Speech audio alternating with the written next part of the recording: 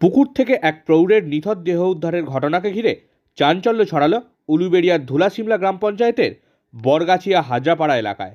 জানা গেছে, মৃতের নাম সেকেন্দার মোল্লা। বছর 52 সেকেন্দার বরগাছিয়া মোল্লাপাড়া এলাকার বাসিন্দা। স্থানীয় সূত্রে জানা গেছে, দিন তিনেক ধরে ওই প্রৌঢ় নিখোঁজ ছিলেন। বুধবার বিকালে বরগাছিয়া হাজরাপাড়ার একটি পুকুরে সেকেন্দারকে ভাসতে দেখেন স্থানীয় মানুষজন। খবর দেওয়া হয় পুলিশে। খবর পেয়ে ঘটনাস্থলে আসে উলুবেড়িয়া থানার পুলিশ মৃতদেহটিকে উদ্ধার করে ময়না তদন্তের জন্য পাঠিয়েছে।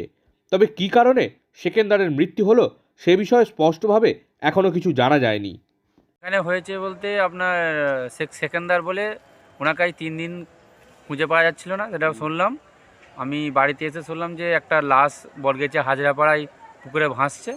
এসে দেখলাম যে পুকুরে ভাসছে, আমি নিজে এসে দেখলাম এবং আমাদের উলুবেড়িয়া থানার পুলিশ এখানে এলো গাড়ি নিয়ে।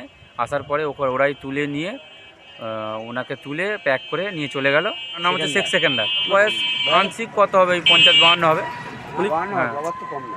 উনি নিখোঁজ বলতে 3 দিন নিখোঁজ ছিল।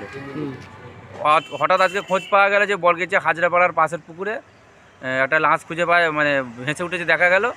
পুলিশ প্রশাসনকে ফোন করা হলো, ওনারা এলো এবং আমরাও এলাম। এসে দেখলাম যে সত্যিকারের ভাসছে এবং ওই পুলিশের লোকেরা ওরা ওই সেকেন্দারকে তুলে প্যাক করে গাড়ি করে নিয়ে গেল। সেকেন্দার ভাসছে পুকুরে 3 দিন খোঁজ। তারপর দেখলাম যে পুলিশ এলো, পুলিশের লোকই তুলেছে, তুলে গাড়ি করে নিয়ে গেছে প্যাক করে। বয়স ওই 52-এর মতন হবে। ওর বলছিলাম মাল টাল খায়, প্রত্যেক দিনই মাল খায়, টুলে যায়, চোখও ভালো দেখতে পায় না, চোখে কম দেখে।